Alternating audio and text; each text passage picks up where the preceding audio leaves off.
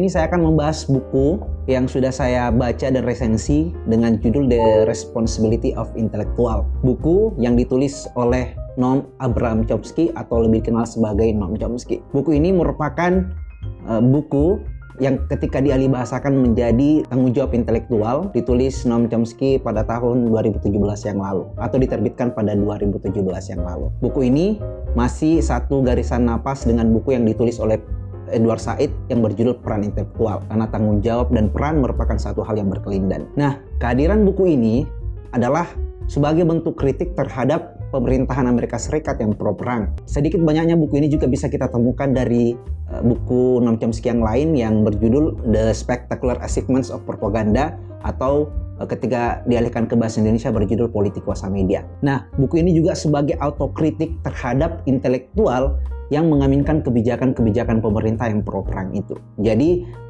buku ini kalau diibaratkan sebagai senjata, pelurunya diperhadapkan pada dua hal, yaitu negara dan intelektual yang pro terhadap pemerintahan atau negara. Nah, apa itu intelektual?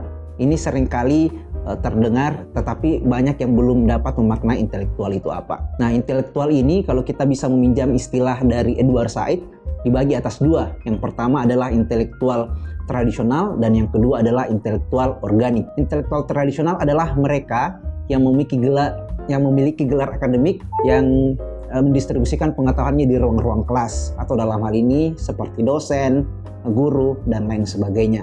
Sementara intelektual organik adalah mereka yang memiliki karunia untuk membangkitkan daya nalar kritis orang lain, untuk menguniversalkan krisis, untuk menciptakan sebuah kelompok massa, dan juga untuk mengungkapkan semua kebenaran.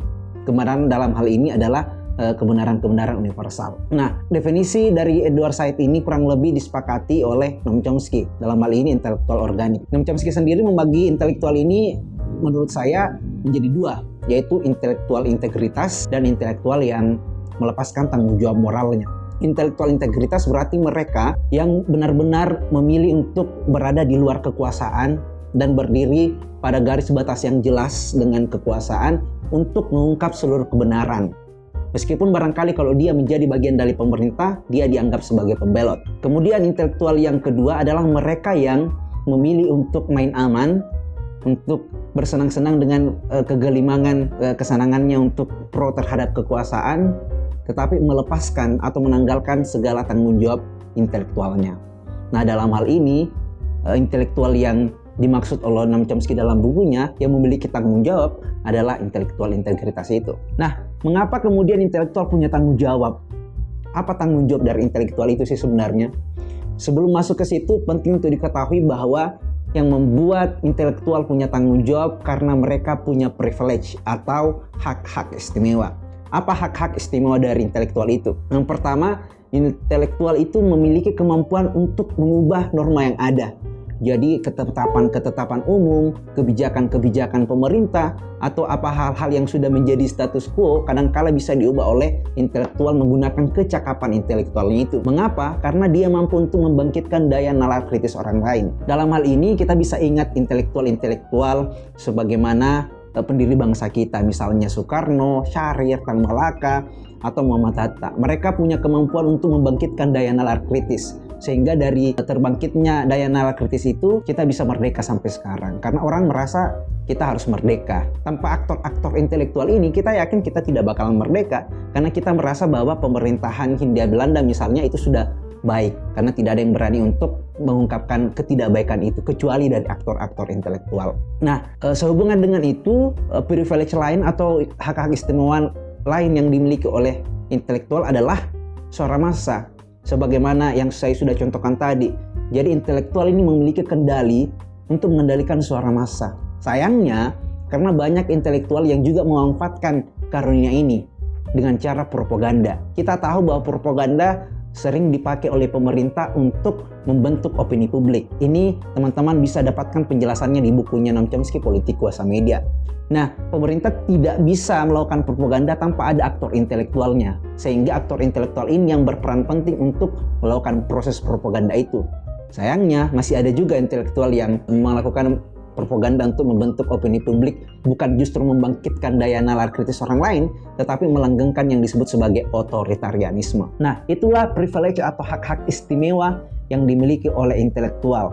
Dari hak istimewa itu, maka itulah yang menciptakan kekuatan dari intelektual. Sehingga dari adanya kekuatan itu, maka ada juga tanggung jawabnya. Nah, adapun tanggung jawab intelektual itu sederhana sebenarnya. Menurut Noam Chomsky, intelektual itu memiliki tanggung jawab untuk mengungkap kebenaran dan menguak tabir kebohongan dengan segala risiko yang ada. Kalau Edward Said sendiri mengatakan intelektual itu harus siap di jalan sunyi. Karena kita tahu bahwa intelektual itu kadang bahkan teralienasi dari rakyat yang dibelahnya misalnya. Karena dia menyampaikan nilai-nilai universal, kebenaran-kebenaran universal yang barangkali tidak tersekat ideologi, tidak terbatas pada politik identitas dan sebagainya. Yang kadang-kala membuat intelektual itu sendiri tersingkir dari kelompok-kelompok intelektual mereka. Nah, cara untuk menjalankan tanggung jawab intelektual ini menurut Chomsky dengan menggunakan salah satu diantaranya perspektif historis. Mengapa demikian? Kita tahu bahwa sejarah itu ditulis oleh intelektual. Bayangkan misalnya kalau sejarah bangsa atau sejarah manusia itu ditulis oleh intelektual yang tidak bertanggung jawab, maka ini sangat berbahaya sekali bagi masa depan. Karena kita tahu bahwa sejarah itu merupakan pijakan yang pas untuk menuju ke sebuah kehidupan yang lebih humanis di masa depan. Tapi kalau misalnya kita intelektual yang menggunakan sejarah untuk melakukan atau menciptakan kehidupan-kehidupan otoriter, nah berarti kita sudah menjadi intelektual yang menanggalkan tanggung jawab moral kita sebagai intelektual. Dan juga kita tahu bahwa sejarah ini merupakan satu hal yang sangat penting. Soekarno dengan jargon yang terkenalnya Jasmev, jangan sekali-kali melupakan sejarah, merupakan sebuah peringatan penting untuk kita generasi sekarang ini bahwa sejarah itu merupakan hal yang sangat penting untuk selalu kita ketahui. Yang terpenting adalah kita harus melihat sejarah dari sisi yang paling humanisnya. Nah, pandangan intelektual Noam Chomsky ini bukan tanpa perlawanan. Ada beberapa golongan yang menentang juga intelektual atau definisi intelektualnya Noam Chomsky ini. Sebelum masuk ke situ, saya ingin menyampaikan bahwa intelektual atau definisi intelektual Noam Chomsky ini berakar dari manifesto intelektual di tahun 1898 yang ditulis seorang aktivis berkebangsaan Prancis yang bernama Dreyfusard, yang menegaskan bahwa intelektual itu menegakkan panji-panji keadilan. Salah satu caranya adalah dengan mengkritik otoritas negara atau otoritas kerajaan yang memimpin dengan sewenang-wenang. Nah, kelompok ini mendapatkan pertentangan dari kelompok yang disebut sebagai The Immortal. Ini sekelompok akademikus yang tergabung dalam Akademi Française Anti-Dreyfusard yang menganggap bahwa Dreyfusard ini adalah orang yang anarkis yang memang tidak menghendaki kehadiran negara dan selalu melihat intelektual sebagai manusia super, lembaga negara sebagai sesuatu yang kolot, militer sebagai sesuatu yang selalu salah, dan sebagainya. Nah, kelompok inilah yang menentang pandangan intelektual menurut Noam Chomsky, intelektualnya Noam Chomsky. Justru pandangan The Immortal ini lebih cenderung mirip dengan manifesto intelektual 93 orang Jerman atau The Manifesto of 93 German Intellectual yang justru mengajak masyarakat ketika itu atau pemimpin-pemimpin negara Eropa ketika itu untuk ikut terjun ke dalam perang atas nama kesucian, atas nama martabat dan sebagainya. Nah, ini tentu ditentang oleh mereka para aktivis yang pro HAM dan juga pro dengan demokrasi. Masa iya kita terjun ke dalam sebuah perang atas nama moral, atas nama kesucian? Dan ini yang dipakai oleh Nazi ketika itu. Mengapa buku ini menjadi sangat penting untuk dibaca oleh teman-teman? Kita sudah masuk ke dalam bagian akhir. Karena buku ini memperhadapkan kita kepada dua pilihan. Pilihan antara menjadi intelektual yang berintegritas atau intelektual yang menanggalkan tanggung jawab moralnya. Pilihan itu ada pada teman-teman. Ini sebagaimana yang disampaikan Noam Chomsky di awal bukunya, yaitu intelektual selalu diperhadapkan pada pilihan yang sulit seperti ini. Itu teman-teman kalau menempuh jalur intelektual, maka Anda akan diperhadapkan pada dua pilihan itu. Nah, sebenarnya itu bagian akhir ya, tapi ada tambahan sedikit yang ternyata saya lupa untuk sampaikan. Mengapa Noam Chomsky memiliki kecenderungan untuk menolak posisi negara atau selalu memilih batas demarkasi yang jelas antara dirinya sebagai intelektual dengan pemerintahan? Karena Chomsky menganggap bahwa negara atau pemerintahan itu memiliki kecenderungan untuk menang. Menang dalam artian memiliki kekuasaan yang sewenang-wenang.